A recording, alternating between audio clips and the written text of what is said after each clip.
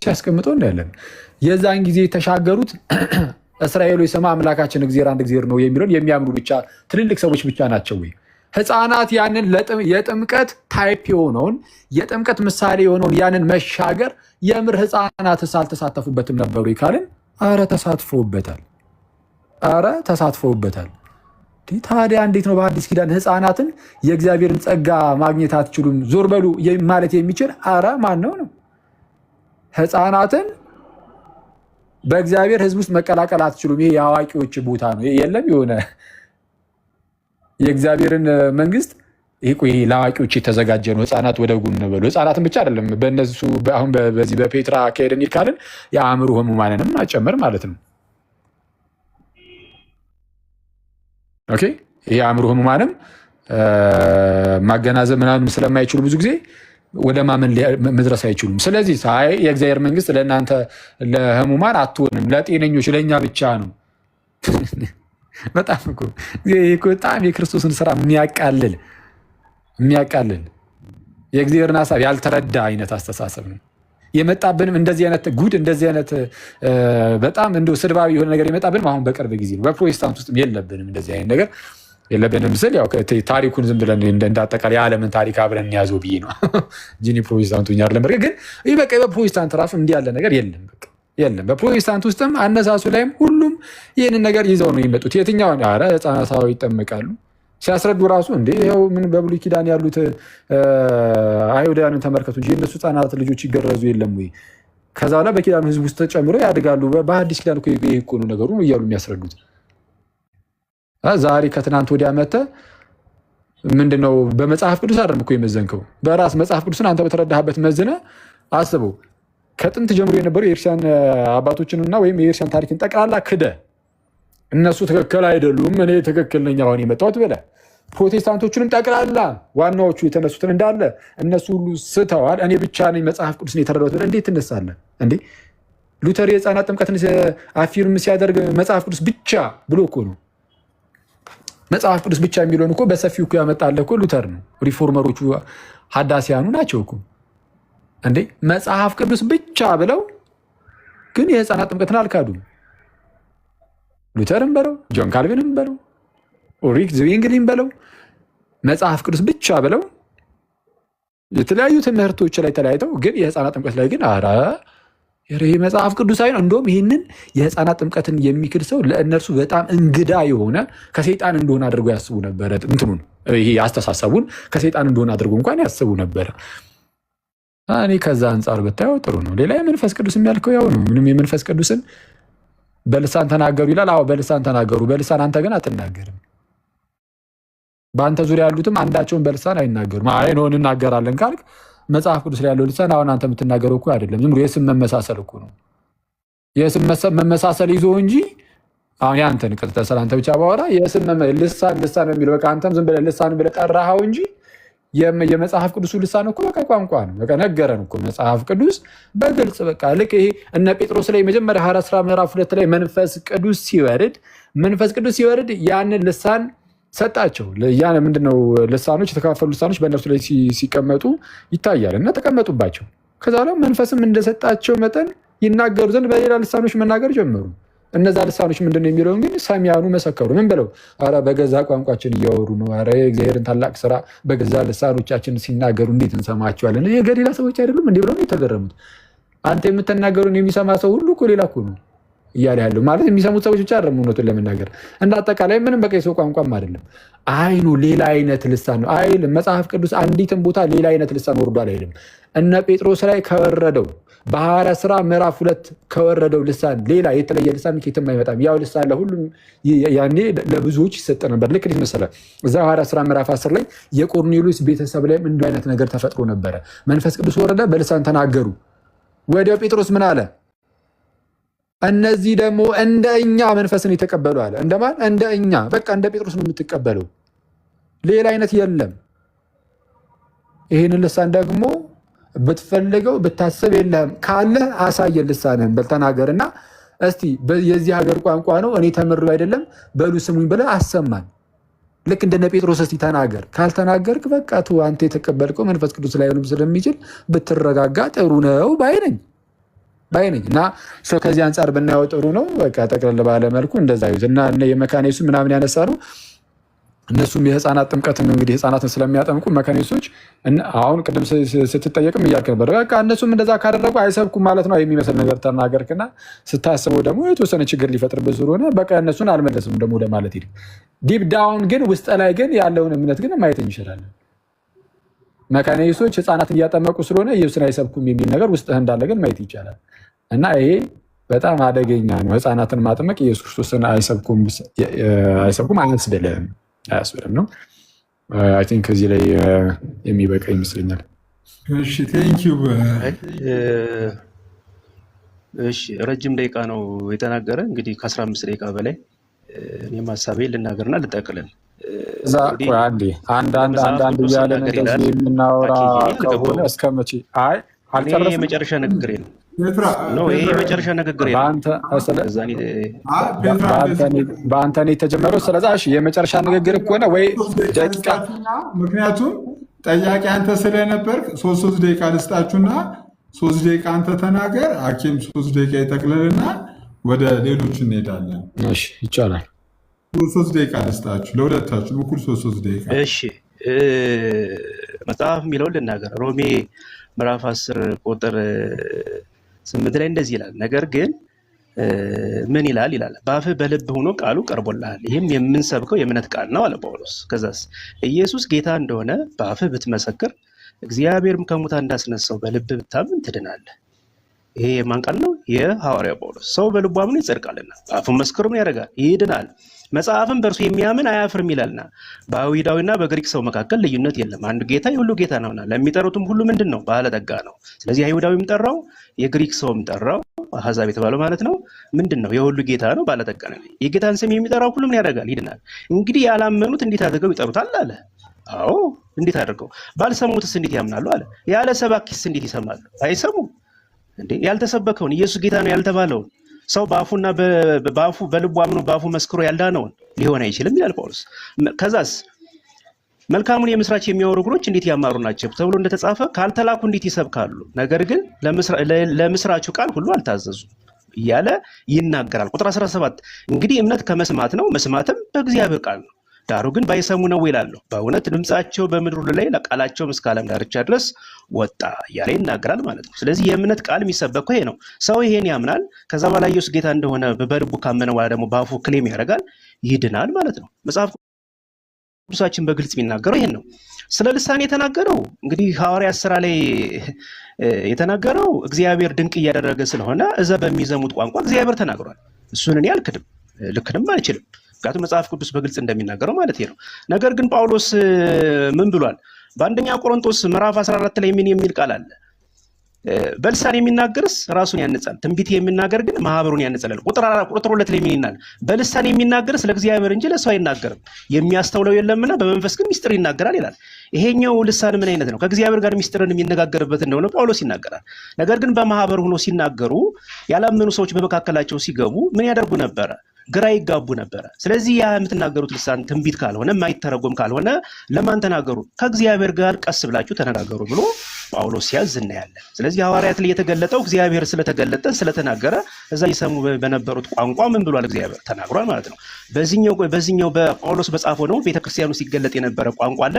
እንዴት መሆን እንዳለበት እንዴት በስርዓት መከናወን እንዳለበት ደግሞ ጳውሎስ ይጽፍ እናያለን ማለት ነው። በኦርቶዶክስ ያለ ወይ የለም? በሜሮን ተተክቷል። በ81 አውደ መጽሐፍ ላይ እኮ በግልጽ ተጽፏል። እንዴ መንፈስ ቅዱስን ይሰጣቸው የሚለውን ሀፍተ መንፈስ ቅዱስን ብለው ነው የቀየሩት። ግልጽ ነው። እንደገናም ደግሞ እምነት በምትለው በኢትዮጵያ ኦርቶዶክስ ተዋሕዶ ቤተክርስቲያን እምነትና ስርዓት አምልኮዎች ግንኙነት በሚለው ላይ ሚስጥረ ሜሮን ብሎ ከዋናው አስተምሮ አንዱ ነው። ያም ደግሞ የሚፈላ ነው። ገብቶ ጳጳሳት ያፈሉታል። ከዛ በብልቅያት እያደረጉ ለህዝቡ እንትን ያደርጉታል፣ ያከፋፍሉታል ማለት ነው። እንዲህ የሚል ደግሞ በመጽሐፍ ቅዱስ ሽታው የለም፣ ማስረጃም አይሰጠንም። የህፃናት ጥምቀትንና ሜሮንን ማለት ነው። ጨርሻለሁ።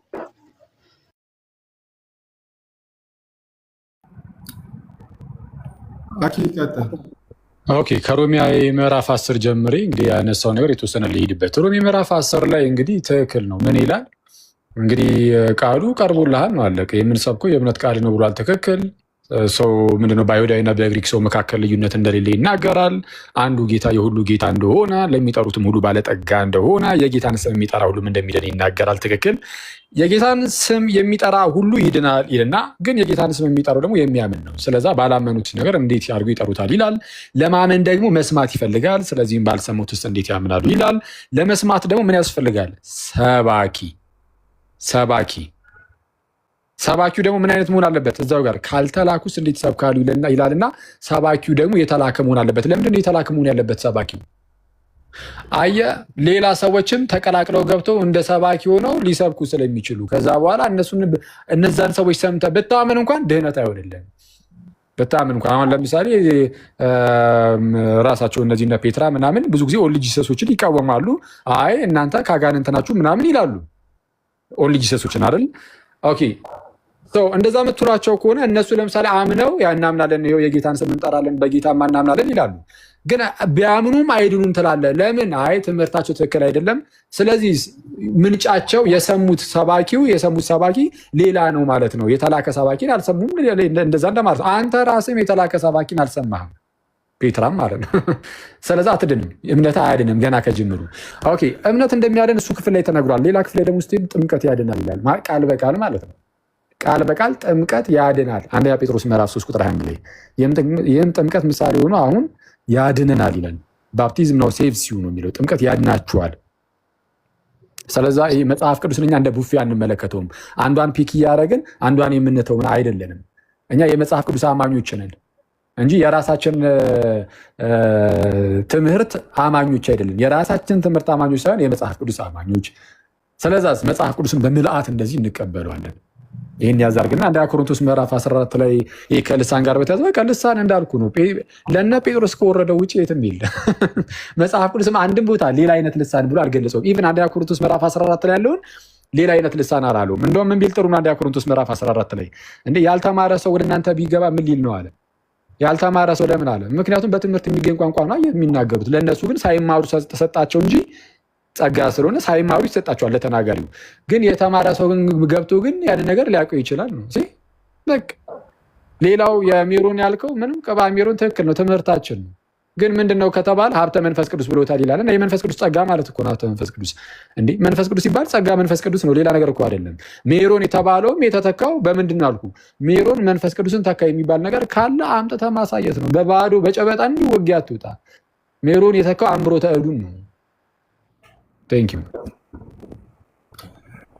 እሺ ቴንኪው ፔትራ፣ እናመሰግናለን። እንደዚህ ባለ በጨዋነት መተህ ስለተወያየ ፔትራ ወንድማችን እናመሰግናለን። ሄኖክ ላኬ ጥያቄ አለ እንዴ? ሄኖክ የዛሬው ላይ ሳይሆን ባለፈው አንተ ቤት አኬ ጸጋን በተመለከተ የተናገረው ነገር አንተንም ያስወቀሰ ነገር ስለሆነ እሱን ነገር ከሆነ ወይ ከቃሌ ጋር ወይ ከሆነ ሰው ጋር እንትን ቢያደርግ ጥሩ ነው ብዬ አስባለሁ። ምክንያቱም የኛ የወንጌል አማኞች አኬ የተናገረው በራሱ መንገድ የሚያምነውን ነው እንጂ የኛን አይደለም ብሎ አንተንም እንደውም እንደ ወንጌል አማኝ እዛ ጋር እንዲያደርግ እንዴት ፈቀደ ተብሎ በጣም የኛ ወገኖች ስላዘኑ ያንን ነገር እንዲያጠራ ፈልጋለሁ። የተጻፈ ነገር ነው ብሎ አኬ የሚያምን ከሆነ ያንን ነገር ይዞ ፕሩፍ ማድረግ ነው። እሱ ነው የምጠይቀው። በሌላ ነገር ግን ጥያቄ የለኝም። እሺ እንግዲህ እኛ ያው ባለፈውም ከነበርክ በተደጋጋሚ ስንጣራ ነበረ። ይቻላል አሁን ቃሌን እንግዲህ አንተ ነው ሜንሽን ያደረከው። ቃሌም ይሁን ሌሎቹ ወንድሞችም ቢሆኑ የትኛውም ሰዎች ቢሆኑ እነሱ ከሚያምኑት አይደለም። ግን አትሊስት ግን ሉትራንና ካልቪኒስት ብዬ ከተናገርኩኝ እነሱ ወደ ካልቪኒዝም እናድርገው ነውና ጠቅለል ባለ ሁኔታ ካልቪኒስቶቹ የማያምኑትን ነገር ተናግሬ ከሆነ ሉትራኖቹን ቢሆን ቶታል ዲፕራቪቲ ላይ ያው ተመሰሉ ትምህርታቸው ያውቃሉ። እነሱም በእርግጥ ቶታል ዲፕራቪቲ ላይ ፕሪዴስቲኔሽን ላይ እሱ ላይ የተወሰነ ልዩነት አለ። የካልቪኒስቶቹ ደብል ፕሪዴስቲኔሽንን አጥብቀው ስለሚይዙት እሱ ላይ የተሳሳተው ነገር አለ። እኛ እንደዚህ ያናየውን የሚሉ ከሆነ ይኸው ሲስ እንደው እንደዚህ ያደረክ እንደዚህ አላደረክም ከሚሉ የሲስ እኮ አሁን ስራው እዚህ ጋር ዝም ብዬ ሳየው ምንድነው ሀሳቦችን ይሰማል። ኦኬ ይኸው እሱ እንደዚህ ያለ ነው ኑ አንድ ይመልሱለት ይላል። ካልመጣችሁ ታዲያ ምንድን ነው ምን እናደርገኛ እንዴ? ማለት ምንም እኮ ማድረግ አንችልም።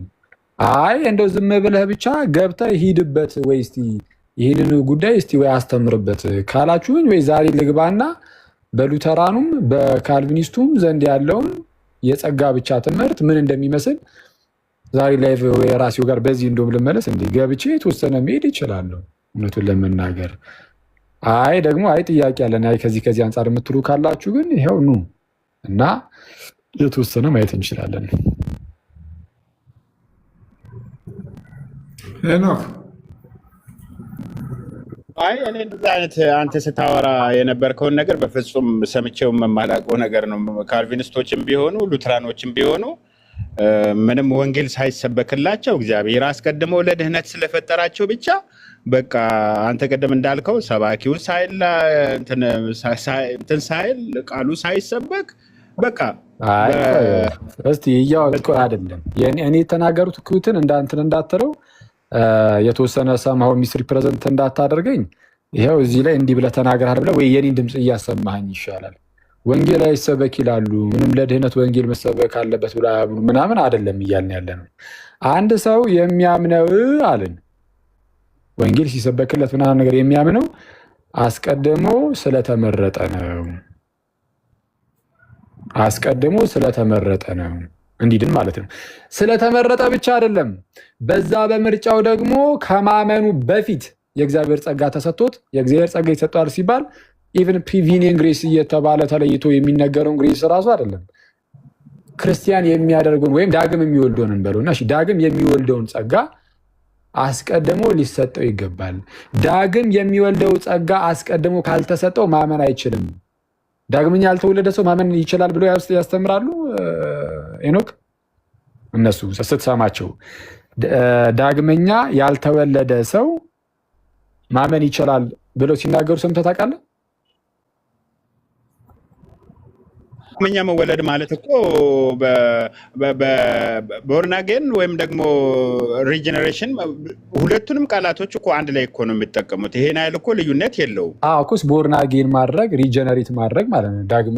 ዳግመኛ ልደት ስለ እኔም ሪጀነሬሽን እያልኩ ነው።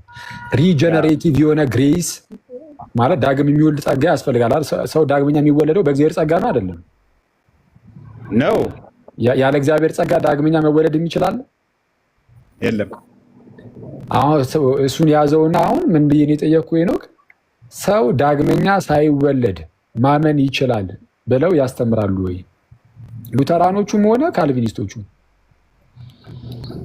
ዳግመኛ ሳይወለድ ማመን ይችላል እንደዚህ የሚባል ትምህርት የለም። ኦኬ ስለዚህ አንተ ራስህም እንደዛ ብለህ አታምንም ማለት ነው። ዳግመኛ ሳይወለድ በፊት ማመን አይችልም ብለን የምታምነው አይደል? ድምፁ ማለት በጎቼ ድምፄን ይሰማሉ ይላል። የራሱ የሆኑት የጌታ የሆኑ ድምፁን እንደሚሰሙ ይኸውልህ። እሱን አይደለም ያልኩህ እኔ። ቆይ አንዴ እኔ መጀመሪያ ጥያቄ መልስልኝ፣ ከማብራሪያው መልሱ ይቅደምና ዳግመኛ ያልተወለደ ሰው ማመን ይችላል አይችልም? እንዴት ነው ዳግመኛ ያልተወለደ ሰው? ኧረ እንደዚህ አይነት ይቻላል። ከተወለደ በኋላ ነው የሚያምነው። ቆይ አንዴ ቆይ ሲሲዬ፣ እኔ እኮ አሁን ይስቅብኛል እኮ ስጠይቀው። ለምን አትመልስልኝም በስነ ስርዓት ሄኖኬ? ዳግመኛ ያልተወለደ ሰው ማመን ይችላል ወይ? እንደ ያመነ ሰው እኮ ነው ዳግም የሚወለደው። ኧረ እባክህን ጥያቄ መልስልኝ። አሁን አየህ ተቃራኒ ደግሞ ማውራት ጀመርክ። ዳግመኛ ያልተወለደ ሰው ማመን ይችላል አይችልም? ዳግመኛማ ከተወለደ እኮ ድኗል እኮ። እንደ ሳያምን ነው እንደ ዳግመኛ የሚወለደው። ስለዛ ዳግመኛ መወለድን እምነት ይቀድመዋል? አይ እምነት ነው የሚቀድመው። እንደዛ ብሎ ያስተምራሉ ሉተራኖች እና ካልቪኒስቶች። ዳግመኛ ያልተወለደ ሰው በውስጡ ያልተለወጠ አስቀድሞና ከዛ ከሞትና ወይም ከፈቃድ እስራት ነፃ ያልወጣ ሰው ማመን ይችላል ብለው ያምናሉ? እሱን እኔ አላውቅም። ለማንኛውም ላሳይህ፣ እኔ ከፈለክ ላሳይህ ማለት እኔ እኮ ወይስ እኔ እኮ እንትን እንዳይሆን ብዬ እኮ ነው፣ ሃርድ ኮር እንዳላረገው ብዬ እኮ ነው። እዚህ ጋር የእነሱን መዛግብት እየገለጥን እንትን ብንል ጭራሹኑ እየሰፋ ይሄዳል። ይምጡና ወይ ለምን አይጠይቁንም? እነሱ ባሉበት ሲሆን ሁሉም ነገር ያምራል። ሚስ ሪፕሬዘንቴሽንም እንዳይመስል ከፈለግ ከራሳቸው ከሉተራኖችም አንተ ዋሽተሃል እያልኩኝ ሳይሆን እኔ ለመጀመሪያ ቀን እንደዛ ብለህ የተናገርከው እኔ ለመጀመሪያ ጊዜ በአንተ በኩል ስለሰማሁኝ ነው። እኔ እንደዛ ብሎ የወንጌል አስተንትኖች አማኞች የእኛ ስኮላሮች እንደዛ ብሎ ሲያወሩ ሰምቼ አላውቅም። ፖዚቲቭሊ እኮ ነው። በዚህ ጉዳይ ከፈለጉ ከራሳቸው መጽሐፍት እያወጣ ማሳየት እንችላለን። ይህን ነገር ብሎ ማያምኑ ከሆነ ዌልካም እያላቸው ነው እኮ። አሁን አንተ ምንድነው የምትለው? እንግዲህ ለእነሱ የምታደርሰው ምንድነው? አይ በዚህ ጉዳይ ላይ ከራሳቸው ከመጽሐፍቶቻችሁ ለመወያየት አኬ ፈቃደኛ ነኝ ብሏል ብለህ ማድረስ ብቻ ነው። እንደዚህ ብለን አናምንም ካሉ ማለት ነው። በፍጹም እኔ ራሱ ሰምቻለሁ። አንዳንድ ቪዲዮችን በፍጹም አኬ እያወራ ያለውን ነገር ቶታል የማያውቀውን ነገር ነው የሚያወራው። ምንም ነገር እንደዚህ አይነት ነገር የለም። በፍጹም እንደዚህ ይረዳል እያለ ወይ እንግዲህ ዳግም ውልደት ከእምነት ይቀድማል የሚባለውን ትምህርት እኔ ሰምቼ አላውቅም። ለእኔ እንግዳ ትምህርት ስለሆነ ነው። አንድ ጥያቄ በዚህ ዙሪያ መጠየቅ እችላለሁ? ኬን ያው ከዚህ ጋር የተገናኘ ነው አለው ሲሲዬ ከዚህ ጋር የተገናኘ ነው ፔትራ ከዚህ ጋር የተገናኘ ነው ፔትራ አዎ ከዚህ ጋር የተገናኘ ያው ተመሳሳይ ነው። እሺ አሁን በነቀሲስ ሊበኩሉም በመዝሙረ ያሬድም ሰዎች በክርስቶስ ኢየሱስ በብሉይ ኪዳንም በአዲስ ኪዳንም ሁሉም ሰዶማውያን ሳይቀሩ ድነዋል ብለው ያምኑ በእናንተ ቤተ እምነት ስትከራከሩ አልነበረም በዚህ በፊት? እሺ እንደዛ ብለው የሚያስቡ አሉ። እና ምን እና ይሄ መጽሐፍ ቅዱስ ውስጥ አለ። አሁን ይሄ ቃል በብሉይ ኪዳን የነበሩ ነፍሳትን ማለት ነው አይደል? በቃ ሁሉም በብሉይ ኪዳን ያሉትን አይደል? በአዳም የተነሳ ከገነት ሁሉም ወጥተዋል የሚሉት በብሉይ ኪዳን ሞተው የነበሩትን እነሱን ነው። ሙሉ በሙሉ የእንትን ምንድነው ጌታችን ኢየሱስ ወህኒ ቤቱን በርብሮታል፣ ምንድነው ሲኦልን በርብሯታል፣ ስለዚህ ነፃ አውጥቷቸዋል ብለው ይናገራሉ። አንዳንዶች አይ ነፃ ከሁለቱ አንዴ ቆይ መጽሐፍ ቅዱስ በግልጽ ይህንን ነገር ይናገራል። ቃል በቃል በግልጽ ይናገራል። የተወሰኑትን ከሲኦል አወጣና ሁሉንም አወጣ የሚለው ላይ በግልጽ መጽሐፍ ቅዱስ ይናገራል። ፔትራ ቶሎ በል።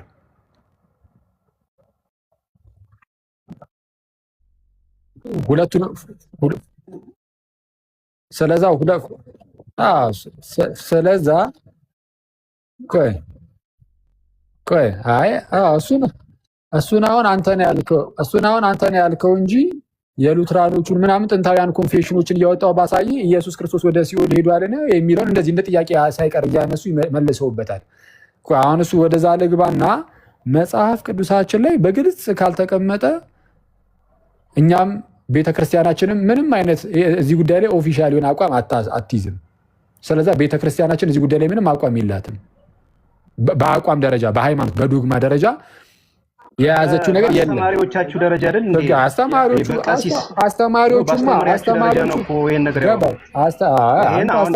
አስተማሪዎቹ ቆይ አንዴ ቆይ አንተ እኮ አሁን እየጠየቅ ያለው አስተማሪዎቹ ሰው የየራሱን እንደ ስፔኩሌሽን እንደ ሀሳብ ሊይዝ ይችላል። ሄዶ የመጽሐፍ ቅዱስን ሀሳብ ባልተቃረነ መልኩ ለመያዝ ይሞክራል። እንዳልኩ ግን እኛ የምናየው የግለሰቦችን የአስተማሪዎችን እይታ አይደለም፣ የቤተ ክርስቲያናችንን ትምህርት ነው። አሁን እኔ እኮ እያነሳ ያለሁት ከፕሮቴስታንቱ የሆነ አስተማሪ የተናገረውን እኮ ብቻ አይደለም፣ እንደ አቋም የተያዘውን በአቋም ቆያዝ የለም። በአስተምህሯችን ደረጃ አይደለም። በዶክመንት ማለት የአስተማሪ የጻፈውንም ዶክመንት ብለህ እየተናገርክ ከሆነ እሱ አይደለም እያልኩ ያለሁት። አንድ መምህር በዶክመንት ቢያስቀምጠው እሱ የቤተ ክርስቲያን ተው በቃ ፔትራ እባክህን ተው፣ ያንን እንጨርስና ወደ እሱ እንመጣለን። ያዘው በቃ ያው ዝም ብሎ ጉንጫ አልፋ ነገር ነው። ብትመልስልኝ ደስ ይለኛል። አይ በቃ ወደ ቀጣይ እመጣበታለሁ። ትንሽ ጠብቀኝና ኦኬ። የጸጋ ጉዳይ ላይ እና የነፃ ፈቃድ ጉዳይ ላይ ቅድም ያልነውን አስቀድመን ጠቅለል ለማድረግ ያህል እንደው እዚህ ጉዳይ ላይ አንተ እንዳልከው አናምንም። እምነት ዳግም ልደትን ይቀድማል፣ እምነት ዳግም ልደትን ይቀድማል የሚል ካልቪኒስት ካለ ኢቨን ሉትራንም ካለ ይኸው አሁን ገብቶ እንዲከሰኝ ፈቃድ አለው። ይኸው በቃ ገብቶ ይኸው ይክሰሰኝ። እምነት ዳግም ልደትን ይቀድማል። ስለዛ ዳግም የተወለድነው ስላመንን ነው። ለማመን ደግሞ ፈቃድ ይፈልግ የለ? ለማመን እኮ ፈቃድ ይፈልጋል። ሰውየው መፍቀድ አለበት እንዲያምን። ስለዛ እኔ ፈቅጄ አምኜ ነው ዳግም የተወለድኩት የሚል ካለ በሉተራኑም ሆነ በካልቪኒስቶቹ ሳይድ አሁን እንደዚህ ነው እምነታችን የሚል ካለ ይኸው ይግባ።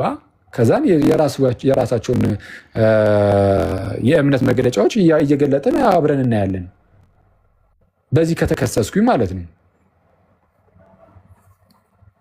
ሲስ ፕሊስ ቼክ አድርግና ሉተራኖችና ካልቪኒስቶች ካሉ ከታች እንግዲህ ቤሊ ያው ካልቪን ስላሉክ ቤሊቱ አንድ ቁጥር አትጻፍ። ቴዎሎጂካል ነገር ስለሆነ ናት።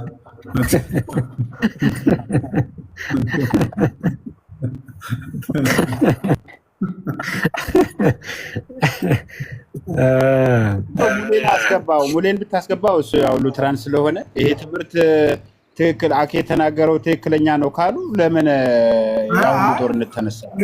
ሙሌንም እየሳኩት ነበረ። ሙሌንም ለማስገባት ምናልባት ያለበት ቦታ አልተመቸውም ይሆናል ወይ መግባት አልፈለገም ይሆናል እንጂ ሙሌንም ስብ ሆነ ያልገባው ግን አይሆን በቃ ሄር በቃ ሄኖክ እንግዲህ እንዲህ ነው።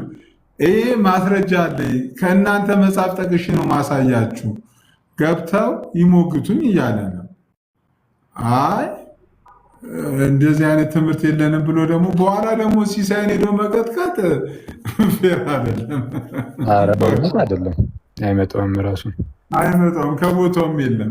ስለዚህ ሄኖክ ሞዴሬተር አይደል? አስገባው። ሞዴሬተር እኮ ነው።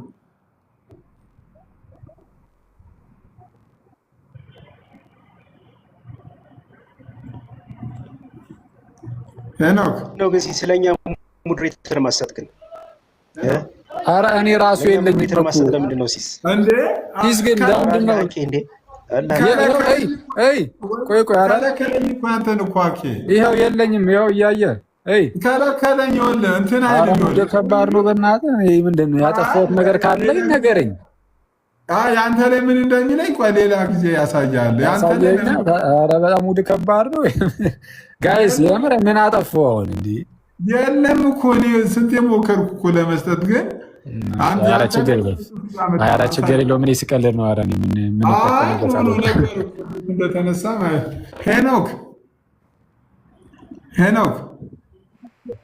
ወይ አቤት ነው ወየ ነው የሚባለው? አይ ሁለቱም ችግር የለም ያስኬዳል። ዘንድሮ ይህም ማለት እኮ ችግር ነው። አይ አዲስ ህግ መጥቷል። አይ አንቺ እየጻፈች ነው። ፎሎ ካላደረክ አይቻልም። ለዛ ነው አዲስ ህግ መጥቷል። አንቺ ነይ እስቲ እስኪ ይግቡና በጣም አንተም እዛ ተቀመጠ አኬ እንደ ሲያወራ ዝም አልክ ብሎ እንትን ስሉ አንተም ባለበት እኮ እያለ እኮ ነው። አንተም ባለበት ለሰላምታ ነው። ሀናን እንትን አይደለም። አንቺ ለሰላምታ ብቻ ነው። አንቺ ጉንፋንሽ ተሻለሽ ወይ ምናምን ለማለት ነው። ኧረ አንቺ ከመጣሽ ምንም አናነሳም ትምህርቱንም። ያው እኔ ትምህርቱን አሁንም አንስተነው አይደለም። የሚከሰኝ ካለ መጡ ይኸው ይጠይቀኝ በማለት እንጂ ትምህርቱን አላነሳንም። እናንተ እኔ እኮ ታምሜያለሁ። ለምንድን ነው የማትጠይቁኝ እኮ? እሱን እኮ ነው ተሻለሽ ወይ ለማለት ነው። አንቺ እንዴት ነሽ? ተሻለሽ ወይ? ያው ደህና እየሆንኩ ነው። አሁን ይሻላል። እሱን ለመጠየቅ ነው። እንዴት ነሽ አንቺ? እግዚአብሔር ይመስገን አኬ፣ ሁሉ ሰላም። ግን በውስጥ የጻፍኩልህን አላየኸውም። ለምንድን ነው? ወዲያው ነበር እኮ የጻፍኩልህ ቮይስ ሪካርድ ያስቀመጥክ። እኔ ነው ሲሶን ነው አንተን ነው እንጂ ባለፈው ያልከውን ነገር በጌታ ስም የባለፈውን አንቺ በስመ በዛው ረስቶት ማለት ነው። አሁን እንደወጣው ጥፈልሻለሁ በእናትሽ። አረ ይሄ ልጅ መስላለች እዚህ ያገናኛለሁ ራሴ ስለመጣች እዚህ። እሺ በጣም ደስ ይለኛል። ከታች ናቲ የሚባለው ልጅ አጠፋችሁ በጌታ ወይ አጠፉበት። ታውቃለህ እማትሙት ርቦኛል 120 ብር ስጡኝ ለሽሮ መቢያ። እኔ ከቲክቶክ ሳርጣ በፊት የዛሬ 8 ወርም ሽሮ 120 ብር ነው እነሱ ሰፈር። በእውነት አንተ አይጀምርም ሊዛ ሽሮ 300 ብር ነው የከፈልነው እሱ ጋር የት ነው ንገር እንምጣ እስቲ እንዴ። ኧረ በእናትህ በእውነት እኔ አንተ እንዲ 8 ወር 9 ወር አካባቢ ሆነው እኔ ራሱ ካታልኩት የለም እኮ እንዴ ምንድን ነው 100 ብር እኮ የሆነ ሱፐር ማርኬት ገብተህ ደህና እንጀራ እኮ ነው ገዝተህ የምትውጠው። ወጥ የሌለው እንጀራ ማለት ነው። እናታ ያማን እንዴ በጀግና በርበሬ ነው የምትበላው ሚጥሚጣ። ኧረ ከባድ ነው። አይመችም በእውነት ይቅርታ ግን አኬ ጥያቄ አሁን ያልከውን እኔ አንተ ያልከውን በእውነት አላነበብኩም አላቅም። ግን እኔ የማውቀው ምን መሰለህ የሉትራን አስተምሮ ጸጋው ነው። በጸጋው ብቻ አይደለም ምንድነው እኛ ስለዚህ ጸጋው የሚመጣ ማለት ድህነት የምናገኝበት ያ ጸጋ ለምሳሌ እኛ 2 ምስጢራቶች አሉን አይደለ? በእምነትም በጥምቀትም በጌታ እራትም ያ የእግዚአብሔር ጸጋ ልናገኘው እንችላለን ብለን ነው እኛ ምናምን ማለት ልንድን እንችላለን በጸጋው ነው ግን እንጂ ጸጋው በእምነት ማለት ነው። በእምነት ሳይሆን በሁለቱ መሳሪያዎቹ በጥምቀት ወይም በሚስጥራት ወይም ደግሞ በቃሉ በኩል ቃሉ ሲሰበክ በሚሰበከው ቃል በኩል እግዚአብሔር በሰዎች ውስጥ እምነትን ይፈጥርላቸዋል ወይም ጸጋውን መንፈስ ቅዱስን ይሰጣቸውና ኮንቨርት ያደርጋቸዋል፣ ይለውጣቸዋል። ኮንቨርሽን ያካሄድና ውስጣቸው ሪጀነሬት ያደርጋቸውና በዛው እምነትን ይፈጥርባቸዋል፣ ይሰጣቸዋል ነው። ወይም ደግሞ እምነትን ይፈጥራል። ስለዚህ ሰውየው ሳያምን ዳግም አይወለድም ነው እኔም እስከማውቀው። ለምሳሌ ሰው ማለት ያው ሰው ሁሉ ሙት እንደሆነ ያው ልክ ነህ። ግን ያ ሙት የሆነው ሰው የእግዚአብሔር ቃል ሲሰማ ያው ይነቃል ነው አይደል? ከሞተበት ይነቃል እና ያው ጸጋው ሲረዳው ይድናል አይነት ነገር ነው እኔ እስከማውቀው ድረስ። ሳያምን በፊት ማለት ነው ሚነቃው።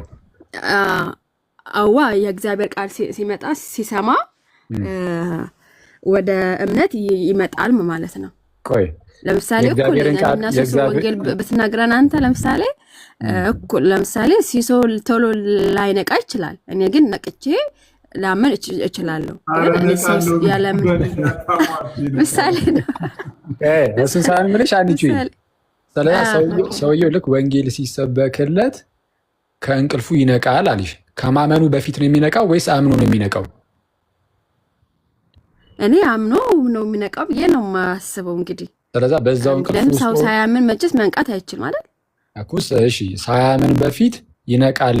ማን ነው ይቅርታ፣ ሳይነቃ በፊት አያስቀድሞ ያምናል፣ ሲያምን ይነቃል ላልሽው ቃሉ ነው። ቃሉ ሲሰማ ለምሳሌ ቃሉ ሲሰማ አውራ አስተምራ ገባኝ። ቃሉን ሲሰማ አምኖ ይነቃል። ሁለት ላይ ያሉ ሰዎች እሺ፣ ችግር የለም። እሺ እንደዛ ነው። እኔ ማቆስ ነው።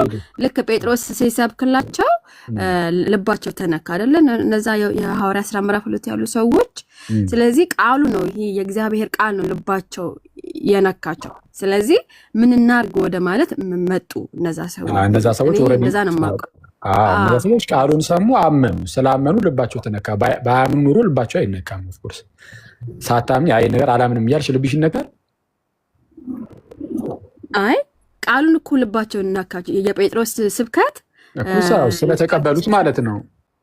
ባይቀበሉት ቃል ችግር የለም። ይኸው በጴጥሮስ በኩል የእግዚአብሔር ቃል መጣ አይደል? ሰዎቹ ሰሙ። ስለዚህ ምን እናርጋሉ? እንደዛ ነው።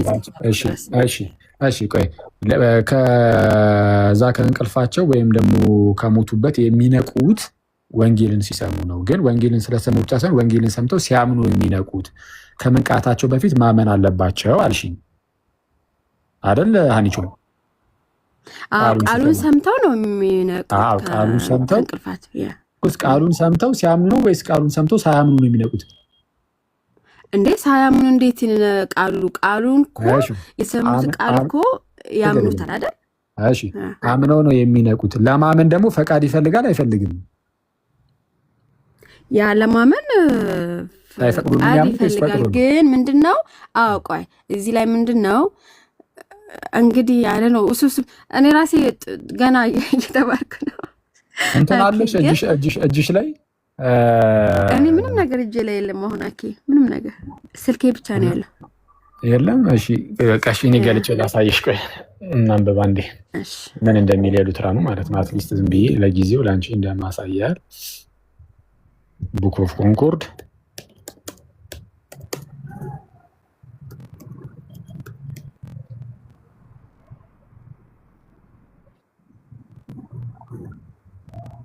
ከምን ላይ ነው የምታወጣው? ግን በኋላ ለማየት ከቡክ ኦፍ ኮንኮርድ ላይ ኦኬ። ፎርሙላ ቡክ ኦፍ ኮንኮርድ ላይ ፎርሙላ ኦፍ ኮንኮርድ አለ። ፎርሙላ ኦፍ ኮንኮርድ ሁለት ክፍል ነው ያለው፣ ኤፒቶም እና ሶሊድ ዲክላሬሽን። ስለዚህ እኔ ከሶሊድ ዲክላሬሽኑ ላውጣ። ለምሳሌ ፎርሙላ ኦፍ ኮንኮርድ ይሄው። ቆይ አንድ ቤት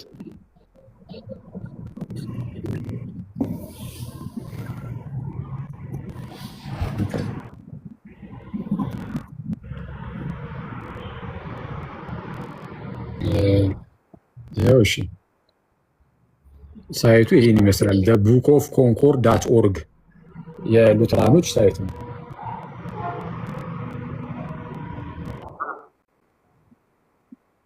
ቡክ ኦፍ ኮንኮርድ ዳት ኦርግ። ያው ዝርዝር አለ።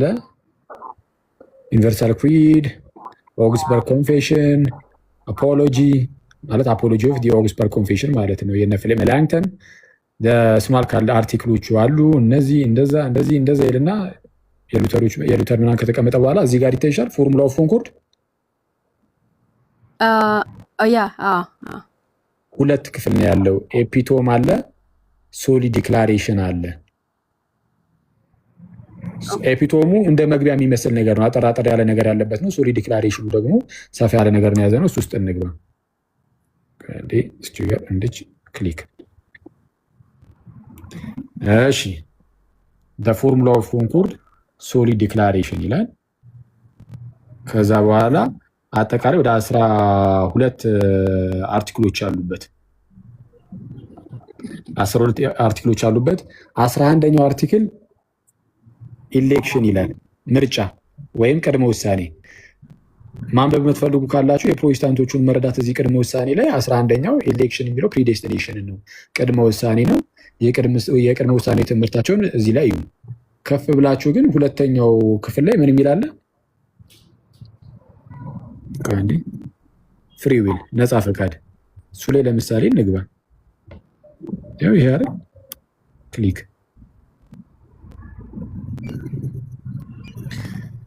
እሺ። ፍሪ ዊል ላይ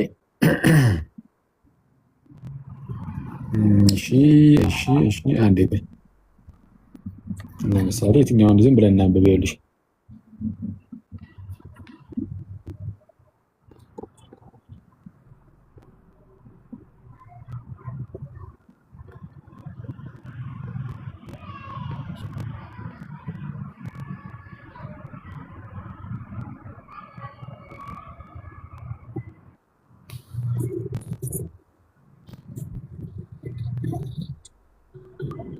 አንዴ ቆይ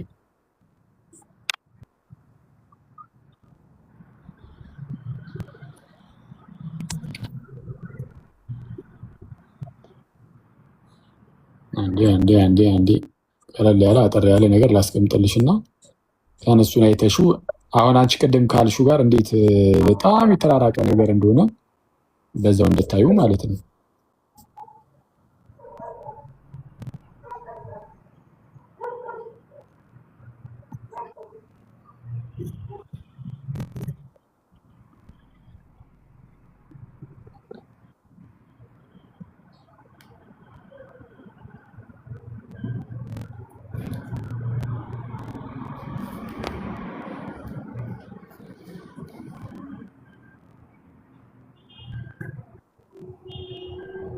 በጣም አሪፍ። ታዩ ቆይ ነው የአማርኛው ራሱ አለ። አንዴ ጭራሽ የአማርኛው ላይ ማል ይሄኛው ቆይ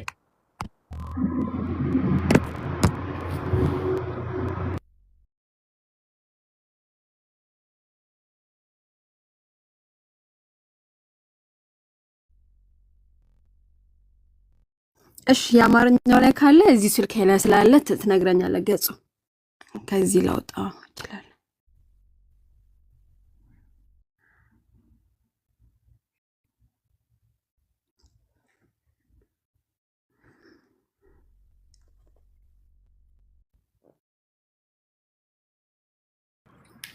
ጋይስ እስከዛ ታብና ሼር አድርጉ። ታብና ሼር እያደረጋችሁ ከይቅርታ ጋር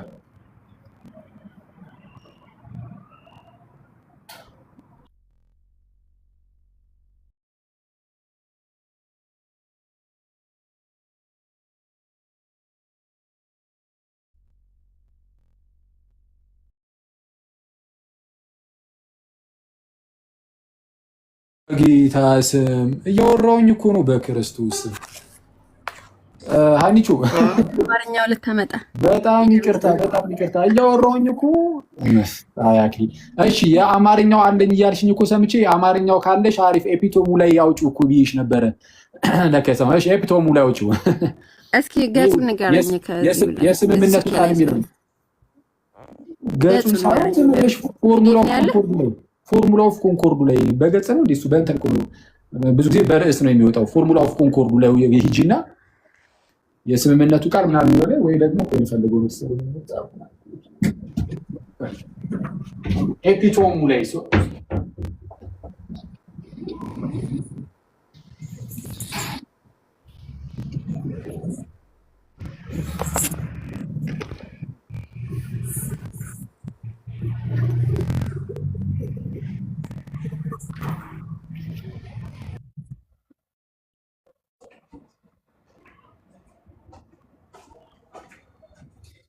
የስምምነቱ መሰረታዊ መመሪያ የሚለው ላይ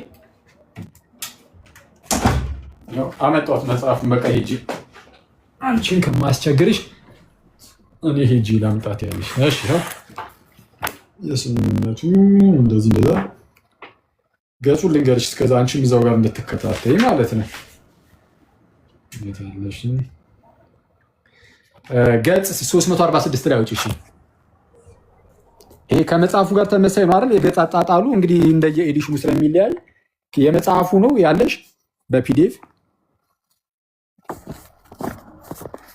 ደወል 300 ስንት እዚህ ላይ ነው ፖዙኝ ነው የማየው ስልኬ እዚህ ስልኬ 346 ኦኬ እፈልጋለሁ። አንተ ቀጥል። እሺ ልክ ስታወጪው ንገሪኝ እኩል እንድናነበው።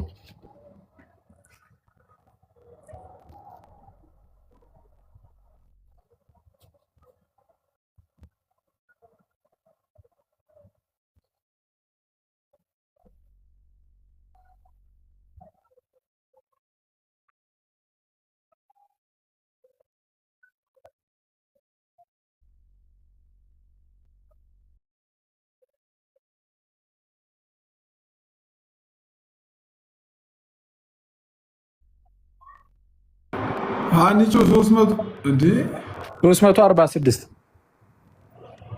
ወይ ዝም ብዬ ቪዲዮ ላብራላችሁ እኔ ቪዲዮ 340 ኪሎ ሜትር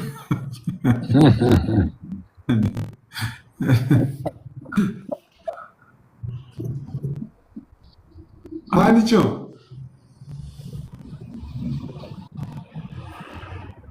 ችግሩ ወደ አንተ ስመለስ እንደገና እንደ አዲስ ጀምራለሁ። እንትን ያረ ወደ ላይ የሆንኩ ስለሆነ አግኝቼዋለሁ 347 ግን እንዳንተ ግን የለውም። ኦኬ ሃርድ ኮፒ ስለሆነ ነው ያኪ ይለያያል።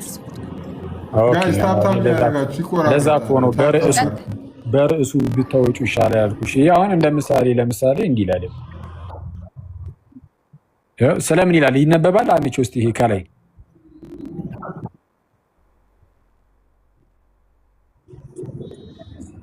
ማይከለከለኝ አራክ የኔ እኮ ያለ ግላስ አላነብም። እንትን የለኝም እታች ነው የኔ ግላስ። ችግር የለም። እሺ ስለ ነፃ ፈቃድ ይላል አንቺ ስለ ነፃ ፈቃድ ይላል። እኛ እናነብልሻለን። እሺ በጣም ጥሩ። ስለ ነፃ ፈቃድ ይላል የኦግስበርጉ ኮንፌሽን ላይ አስቀድሞ ማለት ነው። በኦግስበርጉ ኮንፌሽን ላይ ስለ ነፃ ፈቃድ የተነገረ አንድ ነገር አለ። ይሄ የፎርሙላ ኦፍ ኮንኮርድ ነው እና ቀደም ብሎ በዚህ በኦግስበርጉ ኮንፌሽን ላይ ሉትራኖቹ ምን የሚል ነገርን አስቀምጠዋል? የሰው ልጅ ነፃ ፈቃድ ያለው ይሄ ኖርማል ይሄው ቀጥታ ቃል በቃል አንብላችሁ መጀመሪያ ከሱ ስንነሳ ጥሩ ነው መሰለኝ። የሰው ልጅ ነፃ ፈቃድ ያለው ይሄ ኖርማል መንፈሳዊ ጉዳይ ላይ አይደለም ብለው ነው የሚያምኑት። መንፈሳዊ ጉዳይ ላይ ነፃ ፈቃድ የለውም። ይልቁንም ነፃ ፈቃዱ አንዴ ላሳያችሁ።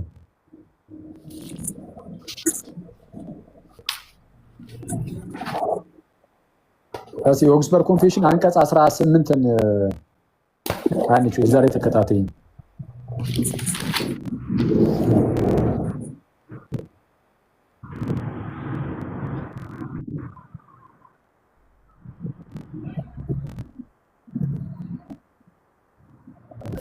ችግር የለውም። ማኪ ያውጣው። እኔ በኋላ ላፕቶፕ ከፍቼ አነበዋለሁ። በኋላ ዝም ብለህ ንገረኝ።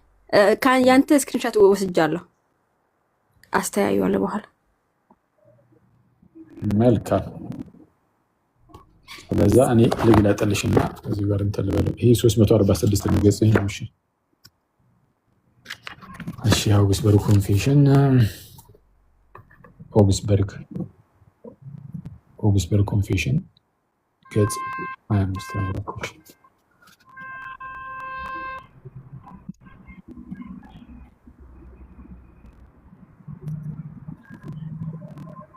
ገጽ 25 ነው 347 አኬ ያኛው 346 ነው። አሁን እኔ አስቀድሜ ወደ ኦግስበርግ ኮንፌሽን ወሰድኩሽና አርቲክል 18 ይሄ የኦግስበርግ ኮንፌሽን ነው። አሁንም ማሳይሽ የኦግስበርግ ኮንፌሽን አርቲክል 18 ኮንሰርኒንግ ፍሪ ዊል ይላል።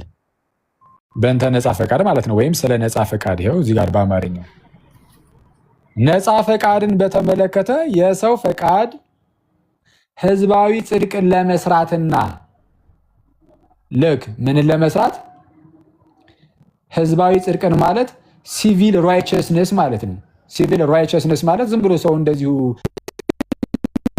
ሰው እንደው በጎ የሚመስል ነገርን ሊሰራ ይችላል አይደለ? እንደዚህ አይነት ነገር ማለት ነው።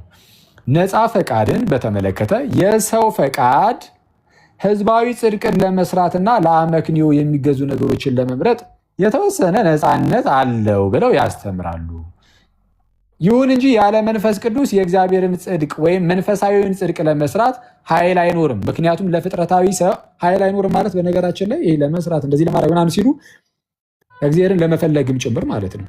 እግዚአብሔርን መፈለግ ይሄ መንፈሳዊ ነገር ነው እና ለመንፈሳዊ ነገር ግን እግዚአብሔርን ለመፈለግ ራሱ ግዴታ መንፈስ ቅዱስ ያስፈልጋቸዋል። መንፈስ ቅዱስ ምን እንዲያደርጋቸው ዳግም ሊወልዳቸው ያስፈልጋል ነው። እሱን እዛው ላይ እንትኑ ላይ ፎርሙላ ፉንኮር ላይ በደንብ ስለሚያብራሩት እዛ ላይ ሄዳለሁ። ምክንያቱም ለምንድን ነው የሚሉት? ለፍጥረታዊ ሰው አንደኛ ቆሮንቶስ ምዕራፍ 2 ላይ ያለውን ይጠቅሳሉ። ለፍጥረታዊ ሰው ሚኒንግ ዳግም ላልተወለደ ሰው የእግዚአብሔር መንፈስ ነገር ሞኝነት ነውና አይቀበለውም። ስለዚህ የሚያምኑት ልክ እንዴት ብለው ነው? ይሄንን ዝም ብሎ ቃሉን ብቻ በመውሰድ በቃ አንድ ዳግም ያልተወለደ ሰው የእግዚአብሔር መንፈስ ነገር ለእርሱ ሞኝነት ነው፣ ሊቀበለው አይችልም። ስለዚህ መጀመሪያ ዳግም መወለድ አለበት። እንዲቀበለው እንኳን እንዲፈቀድ እንኳን ሰውየው ይሄ የእግዚአብሔር ነገር ለመቀበል እንዲፈቀድ እንኳን ግዴታ ምን ማድረግ አለበት? ዳግም መወለድ አለበት። አስቀድሞ መንፈስ ቅዱስ ያስፈልጋል። መንፈስ ቅዱስ ደግሞ የሚያስፈልገው በምን ደረጃ ነው አለን?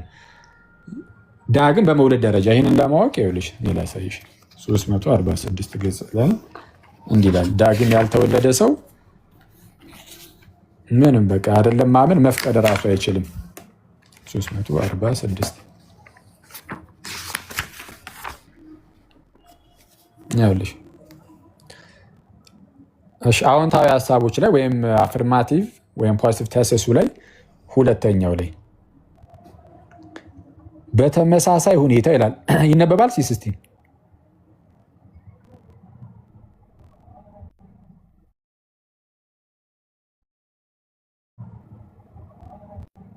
ዳግም ያልተወለደ ሰው ፈቃድ ከእግዚአብሔር ዘንድ ከእግዚአብሔር አይደለም ከእግዚአብሔር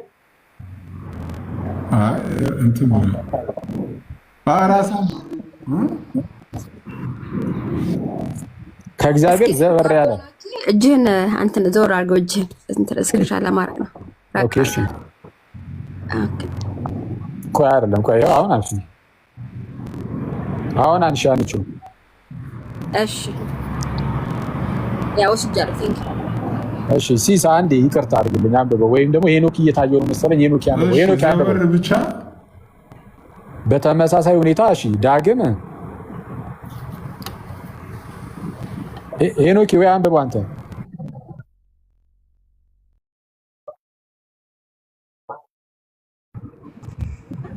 ሳይሆን እግዚአብሔር ጠላትም መሆኑ የሰው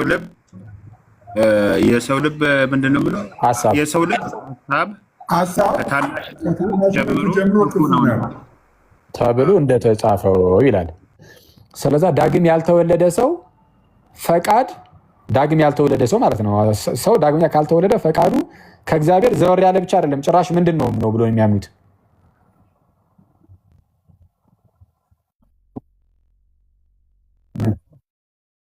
ኦኬ።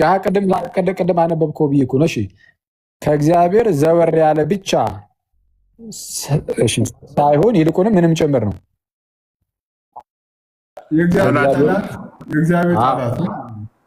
እሺ ምኑ ፈቃዱ። ስለዛ ዳግመኛ ያልተወለደ ሰው ሊያምን አይችልም። ባይዜ ጸጋ ብቻ እኮ ነው። ቦንዴጅ ኦፍ ዘዊልን እኮ አላነበቡትም ይመስለኛል፣ ዝም ብዬ ሳስበው የሉተር ቦንዴጅ ኦፍ ዘዊል፣ ይሄ ፎርሙላ ኦፍ ኮንኮርድ። አሁን ይሄኛው እንደውም ጭራሽ ኤፒቶሙ ነው። ኤፒቶሙ ላይም ሶሊድ ዲክላሬሽኑ ላይም ስለ ነፃ ፈቃድ የተጻፈውን አለማየት የሚያመጣው ጣጣ እንጂ አንድ ሰው ዳግም ካልተወለደ በቃ ፈቃዱ ጭራሽ ይቅርታ አድርግልኝና አሁን ያነበብከው ስለ ፍጥረታዊ ሰው የምናገረውን ክፍል ነው እንጂ ሰው ቃሉን ሳይሰማ አስቀድሞውኑ ተወልዷል የምለውን እንዴት አመጣኸዋል? ምንም አይነት ፍሪ ዊል የለም የሚል አይነት ጽሑፍ ነው ማለት ነው። አንዴ ቆይ አልተረዳኸው መሰለኝ ሀሳቡን። ሰው ለመንፈሳዊ ነገር ነው እያሉ ያሉት፣ ነፃ ፈቃድ የለውም። ለመንፈሳዊ ነገር ነፃ ፈቃድ ከሌለው እንዲፈቅድ ፈቃዱ እንዲስተካከል አስቀድሞ ምን መሆን አለበት እያሉ ነው። ግን ስለተወለደ ሰውና ስለ ፍጥረታዊ ሰው አሁን ለምሳሌ ሲቪል ራይቸስነስ ብለህ ያነሳኸው እንደዚህ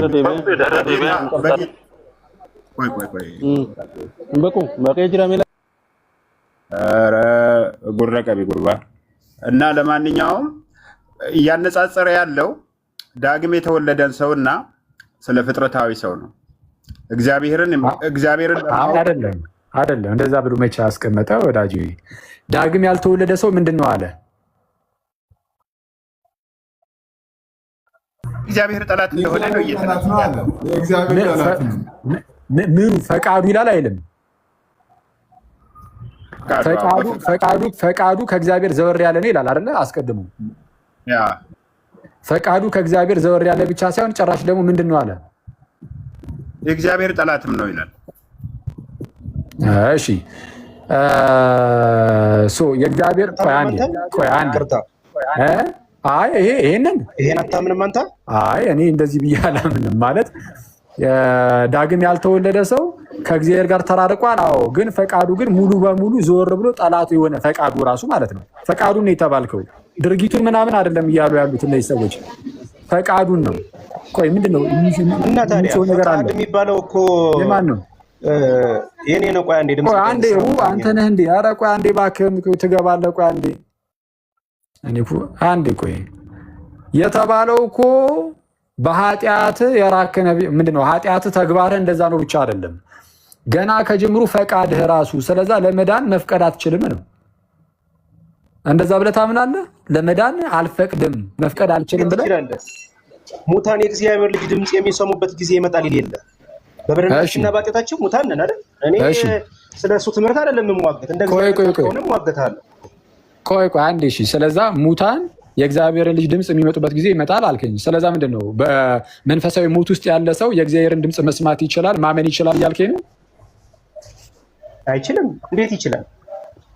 እሺ ስለዛ በመንፈሳዊ ሞት ውስጥ ያለ ሰው የእግዚአብሔርን ድምፅ ሰምቶ ማመን የማይችል አንዴ ቆይ እባክህን ተው። እሺ እውነተኛ የሆነው እንደመጣ እውነተኛ የሆነውን እናውቅ ዘንድ ልቦና እንደሰጠን እናውቃለን ይላል አይደል እንዴ? ያን የሰጠን እግዚአብሔር ነው አይልም ዮሐንስ? እሺ አንዴ ቆይ እንትኑ ቴዎሎጂው ላይ እንከራከር ካልከኝ አሳያለሁ። የሀገር እያወጣሁኝ ማለት ነው። አሁን በመጀመሪያ ደረጃ ቆይ አንዴ ሰዎች አይደለም እኔው ማወራ አንዴ ችግር የለውም እኮ ችግር የለውም። አሁን ይህንን ትምህርት አንተም የምትቀበለው ከሆነ አሁን ያልከን ቆይ ይቅርታ፣ ከስር እኮ አነበብኩት። አሁን ከፖዝ ሁኛ አነበብኩትና እምነት የሚመጣው ከእግዚአብሔር ቃል ነው ብለው ሮሜ ምዕራፍ 10 እኮ ጠቀሰ እዛው ላይ። እሱማ ትክክል አንዴ እሱንም እና ችግር የለውም እናነባለን፣ ችግር የለውም። እሱማ ትክክል እኮ ነው። እነሱ ምንድነው ሉተራኖቹ የሚሉት ቅድም እንዳልኩሽ እግዚአብሔር በሚስጥራት በኩልና በቃሉ መሰበክ በኩል መንፈሱን ይሰጣል፣ እምነትን ይሰጣል። ራሱ ነው እምነትን የሚሰጠው። አንቺ ሰምተሽ መፍቀድ ምናን አትችይም፣ ዳግም ሳትወለጂ በፊት። ዳግም ያልተወለደ ሰው ፈቃዱ ዞር ያለ ነው። ስለዚህ ቃሉን በመስማቱ ውስጥ እምነት ይፈጠራል። ማን የሚፈጥረው? እግዚአብሔር። እምነቱን ይሰጠዋል ነው፣ ይለግሰዋል ነው። ስለዚህ በነፃ ፈቃዱ ያመነው አይደለም ሰውየው ነው። ትምህርቱ እንደዛ ነው። አንዴ ቆይ መጀመሪያ ወደ አሁን ፔትራ ወደ አነሳው አንዴ ልመለስና ወደ አንቺ እመጣለሁ። እሱን የሚያሳይ ነገር እዚሁ ጋር አሁን አብሬ አያይዤ ስለማነብልሽ ማለት ነው። አንድ ሰው በመንፈሳዊ ሞት ውስጥ ሆኖ የእግዚአብሔርን ቃል ሰምቶ ማመን ይችላል አይችልም ስል ማመን አይችልም አልከኝ። ስለዛ ማመን እንዲችል ከዛ ከመንፈሳዊ ሞት መውጣት አለበት የለበትም? ፔትራ እግዚአብሔር ነው የሚወጣው። እሺ ስለዛ ከመንፈሳዊ ሞት ወጣ ማለት ከሞት ወጣ ማለት ወደ አንዴ ልጨርሳ። ችግር የለውም ችግር የለውም። ብዙ ማብራሪያ ካስፈልገው ቆይ አንዴ ልጨርሳችሁ። ኧረ እባክህን ፔትራ፣ ረጅም ጊዜ እኮ ነው ያወራህ አንተ። አይደለም አጭር ነገር አንዴ። ይሄ ዲስከሽን አይደለም፣ ሐሳብህን ለማወቅ ብቻ ነው። ሰው ለማመን ከዛ ከመንፈሳዊ ሞት አስቀድሞ መውጣት አለበት አልከኝ። ስለዚህም ከሞት ወደ ህይወት መምጣት አለበት ማለት ነው። ራይት?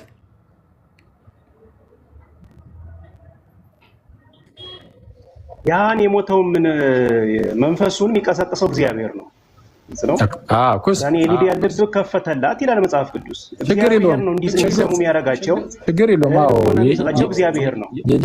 የሊዲያ ልብ ከፈተ ማለት ምን ማለት እንደሆነ አብረን እናየዋለን። አሁን እኔ እየጠየቅኩ ያለሁት በደንብ አድርጋችሁ ስሙ ጋይስ፣ ሁላችሁም ፕሊዝ። ይሄ በጣም ጸጋ ብቻ የሚለው ትምህርትን በቃ በደንብ የምታውቁበት መንገድ ይሄ በደንብ አድርጋችሁ ስሙ። ሌሎቻችሁም ሰው በመንፈሳዊ ሞት ውስጥ ሆኖ የማመን ብቃት የለውም ብሎናል። ማመን አይችልም ጭራሽ ምን ካልሆነ በስተቀር ከመንፈሳዊ ሞት ውስጥ ካልወጣ በስተቀር ከመንፈሳዊ ሞት ውስጥ ካልወጣ በስተቀር ከሞት ከወጣ ከሞት ወደ ህይወት ካልመጣ በስተቀር ማለት ነው። አይደለም ፔትራ? መውጣት አለበት። እሺ ስለዛ አንድ ሰው አይ በቃ አይደለም አይደለም እሱን አይደለም አሁን እየጠየቅኩ ያሉት ፔትራ የእግዚአብሔር ቃል ምን ያስተምራል? ኧረ በጌታ ስም የሆነ በጣም እንትን እያደረግክ ነው። አንተ ትሄድበታለህ። አይደለም እንደዛ አይደለም። እኔ ፍላጎት አሁን አይደለም። እኔ እኮ አሁን የጠየቅኩ ፔትራ የእግዚአብሔር ቃል ምን ይላል የሚለውን እኮ አይደለም የጠየቅኩ። እኔ እምነትህን ብቻ ነው ለማወቅ እየሞከርኩ። ቆይ ጥሩ ነው እሱ ጥሩ ነው። አሁን እሱን እኔ ግን እያልኩ ያለሁት ኧረ በጌታ ኧረ እባክህን ፔትራ አትበጥብጣ እንዴ። ቆይ እየጠየቅኩ ያለሁት አሁን እያወራን ያለ ነው የእግዚአብሔር ቃል ስለዚህ ጉዳይ ምን ይላል የሚለውን አይደለም እያወራን ያለ ነው። እምነትህ ምንድን ነው? መጀመሪያ እምነትህን ለማወቅ እየሞከር ነው። ከዛ በኋላ ያንን እምነትህን አንዴ እንወቀውና ከዛ በኋላ መጽሐፍ ቅዱስ እየገለጥን እኔ እናንተ አሁን እንደውም እኔ እናንተን የምናወራው እኔ እናንተ በሚገባ እናወራለን መጽሐፍ ቅዱስን እየገለጥን ማለት ነው። ከዛ በፊት ግን እያልከን ያለው ምንድነው? ሰው በመንፈሳዊ ሞት ውስጥ ሆኖ ከዛ ከሞት ውስጥ ካልወጣ ማመን አይችልም። ስለዚህ ከማመኑ በፊት ከሞት መውጣት አለበት ብለናል። ስለዛ ያለ እምነት እየሰማችሁ ነው ጋይስ? ያለ እምነት መጀመሪያ ከሞት ይወጣል። ከሞት ይወጣል ወደ ህይወት ማለት ነው። እንግዲህ ከሞት ወጣ ማለት ተነሳ ማለት ነው ወደ ህይወት። ከሞት ወደ ህይወት የተሸጋገር ነው ያለ እምነት ነው ብሎ ነው እያስተማሩ ያሉት እነዚህ ሰዎች። እኛ ያለ እምነት ከሞት ወደ ህይወት መምጣት አይቻልም ብለን የምናምነው። ስለዛ እዚህ ላይ ከመጽሐፍ ቅዱስ አንጻር መከራከር እችላለሁ ካልክ እንችላለን። ከሞት ወደ ህይወት የሚመጣ ነው ገና ከጅምሩኛ በእምነት ነው። በእምነት በኩል ነው ጌታ ጸጋውን የሚሰጠን ራሱ በእምነት እንጂ ሳናምን በፊት ጸጋውን ሰጥቶ በዛ በጸጋው ከሞት ወደ ህይወት አያመጣንም።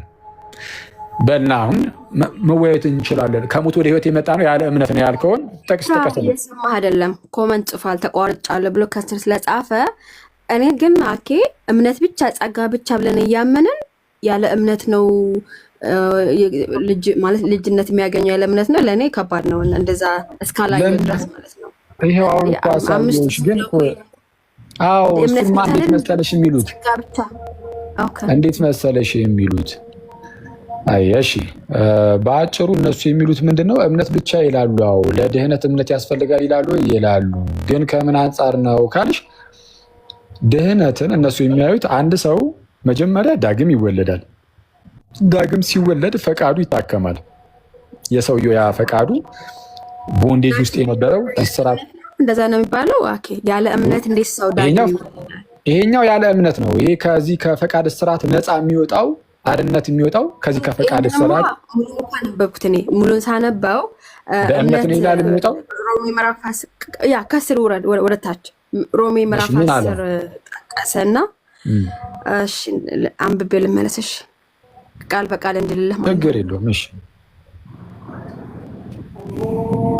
አንቺ ይወጣሽና አሁን ስትመለሽ ደግሞ ድጋሚ ሄናት እንደዛ እንዳይሆን ራሱ አኬ ያንብብልኝ። አሁን ከአንተ የወሰድኩትን ስክሪንሾት ያደረኩትን ከስር ወደ መጨረሻ ሮሜ ምዕራፍ 10 ዜና ጥሩ ስቴትመንት አስቀምጧል ከታች ኮሜንት ላይ። እኔም ባለፈው አንስቼለት ነበር ላኬ ሪጀነሬት ለማድረግ ዊዛውት ፌዝ ነው ሪጀነሬት የሚያደርገው። መጀመሪያ ይሄ እኮ ይታወቃል እኮ ኦርዶ ሳሉት አለ አወቅሻ አንቾ ኦርዶ ሳሉት ላይ መጀመሪያ ሪጀነሬት ያደርጋል። ዊዛውት ፌዝ እንዴት ሰው ዳግም ይወለዳል? ሲሶ